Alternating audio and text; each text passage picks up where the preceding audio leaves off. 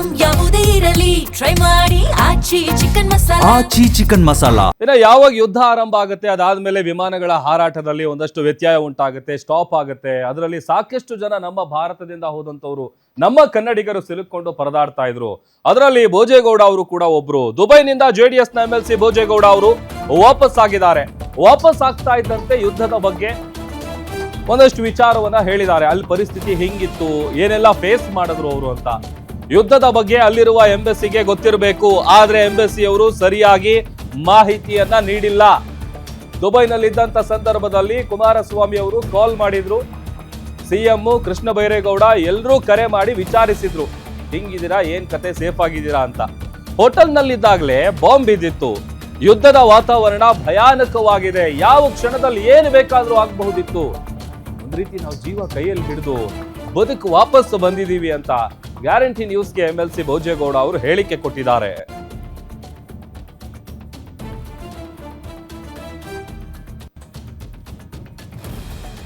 ಇನ್ನು ಇದೇ ವಿಚಾರಕ್ಕೆ ಸಂಬಂಧಪಟ್ಟಂತೆ ನಮ್ಮ ಪೊಲಿಟಿಕಲ್ ರಿಪೋರ್ಟರ್ ದುರ್ಗೇಶ್ JDS ನ MLC ಭೋಜೇಗೌಡರನ್ನ ಮಾತನಾಡಿಸಿದ್ದಾರೆ.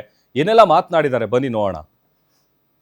ಇರಾನ್ ಮತ್ತು ಇಸ್ರೇಲ್ ಯುದ್ಧದ ನಡುವೆ ದುಬೈನಲ್ಲಿ ಸಿಕ್ಕಿದಂಥ MLC ಭೋಜೇಗೌಡರು ಇದೀಗ ದೇಶಕ್ಕೆ ವಾಪಸ್ಸಾಗಿದ್ದಾರೆ. ಅವ್ರನ್ನ ಮಾತಾಡಿಸ್ತಾ ಹೋಗ್ತೀನಿ. ಸರ್, ಯುದ್ಧದ ವಾತಾವರಣದಲ್ಲಿದ್ದು ಬಂದಿದ್ದೀರಿ ಇವತ್ತು, ಯಾವ ರೀತಿ ಅನಿಸ್ತಿದೆ ಒಂದು ಫೀಲ್? ಯಾಕಂದ್ರೆ ಆ ರೀತಿ ಬಾಂಬ್ಗಳು, ಕ್ಷಿಪಣಿಗಳು ಎಲ್ಲವೂ ಕೂಡ ಅದು ಯುದ್ಧ ಆಗೋದು ಅದೆಲ್ಲ ವಿಚಾರ ಆಯಾ ದೇಶಗಳಿಗೆ ಬಿಟ್ಟಿದ್ದಂಥ ವಿಚಾರಗಳು.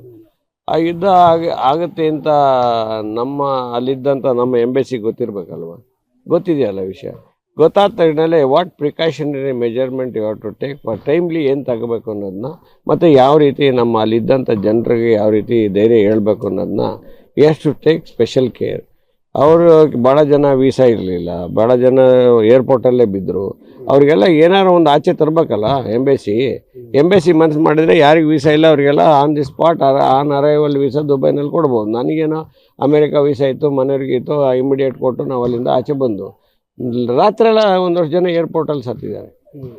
ಅವ್ರ ಬಗ್ಗೆ ನೋಡಬೇಕು ಅನ್ನೋದು ನನಗೆ ಭಾಳ ಇದಿತ್ತು. ಅದನ್ನು ಮಾಡಲಿಲ್ಲ ಎಂಬಸಿ. ಆದರೆ ಯುದ್ಧದ ವಾತಾವರಣ 100ಕ್ಕೆ 100 ಅಲ್ಲಿದೆ. ಏನು ಟಿವಿಲಿ ತೋರಿಸ್ತಾ ಇದ್ದೀರಲ್ಲ ನೀವು, ಅದು ಸತ್ಯ ಇದೆ. ಆಮೇಲೆ ಅಲ್ಲಿಗೆ ಅವ್ರು ಬಿಟ್ಕೊಡ್ತಾ ಇರಲಿಲ್ಲ, ಅಂದರೆ ಸೀಕ್ರೆಟ್ ಬಿಟ್ಕೊಡ್ತಾ ಇರಲಿಲ್ಲ. ನಾವು ಅಲ್ಲಿದ್ದಾಗ ಕೃಷ್ಣ ಬೈರೇಗೌಡರ ಮಾತಾಡ್ಬೇಕಾದ್ರೆ ದೊಡ್ಡ 2-3 ಬಾಂಬ್ ಬಿತ್ತು, ದೊಡ್ಡ ಸೌಂಡ್ ಅಲ್ಲೇ ಹತ್ತಿರದಲ್ಲಿ ಬಿತ್ತು. ಅದು ಎಲ್ಲಿ ಬೀಳ್ತಾ ಇದ್ದು ಕಾಣ್ತಾ ಇರಲಿಲ್ಲ ನಮಗೆ. ಬಿದ್ದಿದ್ದು ಸೌಂಡು, ಆ ಸೌಂಡ್ ಭಯಂಕರವಾಗಿತ್ತು. ಖಲೀಫಾ ಬಿಲ್ಡಿಂಗ್ ಹತ್ರನೇ ಬೆಂಕಿ ಉರಿತಾ ಇತ್ತು. ಇನ್ನೊಂದು ಪ್ಯಾರಾಮೌಂಟ್ ಹೋಟ್ಲು, ಅಲ್ಲಿ ನಾನು ಹೋಟ್ಲ್ ಚೆಕ್ಕಿನ್ ಆಗ ಮುಂಚೆ 1 ಗಂಟೆ ಮುಂಚೆ ಅಲ್ಲಿ ಬಿದ್ದು ಉರಿತಾ ಇತ್ತು. ಇದೆಲ್ಲ ಕಣ್ಣಲ್ಲಿ TV ಮುಖಾಂತರ ನೋಡಿದ್ದು. ಮತ್ತು ಸೌಂಡ್ಗಳಂತೂ ರಾತ್ರಿ ಹೋಟ್ಲಲ್ಲಿ ಹೇಳಿಸಿ ನಮ್ಮನ್ನು ಸೆಲ್ಲರ್ಗೆ ಹಾಕಿದ್ದು. ಇದೆಲ್ಲ ಅಲಾರಾಮ್ಗಳಿತ್ತಲ್ಲ, ಅದರಲ್ಲೇ ನಾವು ಭಯ ಅರ್ಧ ಆಗ್ತಾಯಿತ್ತು, ಭಯ ಇತ್ತು.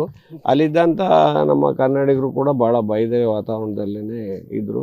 ಅವ್ರಿಗೆ ಒಂದು ಸರಿ ವಾಪಸ್ ಹೋಗ್ತೀವೋ ಇಲ್ಲ, ಭಾಳ ಜನಕ್ಕೆ ಫೋನಲ್ಲಿ ಮಾತಾಡಿದ್ನಲ್ಲ, ಸರ್ ಸಣ್ಣ ಮಕ್ಕಳು, ನಮಗೇನು ಗೊತ್ತಾಗ್ತಾ ಇಲ್ಲ, ಹೋಟ್ಲಲ್ಲಿದ್ದೀವಿ, ಹೋಟ್ಲಲ್ಲಿ ನಮ್ಮದು ಟಿಕೆಟ್ ಬೇರೆ ಈ ಥರ ಆಯಿತು, ಅದೆಲ್ಲ ಏನಾಗಲ್ಲ ರೀ, ಅದೆಲ್ಲ ಗೌರ್ಮೆಂಟ್ ನೋಡ್ಕೊತಾರೆ, ಅದೇ ನೀವು ಎಲ್ಲಿರ್ಬೇಕು ಅಲ್ಲಿ ಇರ್ರಿ ಆರಾಮಾಗಿ ಅಂತ ಹೇಳ್ತಾ ಇದ್ದೆ.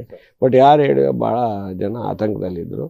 ಬಟ್ ನಿನ್ನೆ Dubai government took very bold step and Emirates pilots ಕೂಡ ಇಮಿಡಿಯೇಟಾಗಿ ಬೇರೆ ರೂಟನ್ನೇ ಚೇಂಜ್ ಮಾಡ್ಕೊಂಡು ನಮ್ಮನ್ನು ಕರ್ಕೊಂಬಂದು ಇಲ್ಲಿ ಬಿಟ್ಟೆ. 4 ಫ್ಲೈಟ್ ಹೋಯ್ತು ನಿನ್ನೆ. ಇದಿಷ್ಟು MLC ಆಗಿರುವಂಥ ಭೋಜೇಗೌಡರ ಮಾತು. ಕ್ಯಾಮರಾ ಪರ್ಸನ್ ಶಿವ ಜೊತೆ ದುರ್ಗೇಶ್ ನಾಯ್ಕ, ಗ್ಯಾರಂಟಿ ನ್ಯೂಸ್, ಬೆಂಗಳೂರು.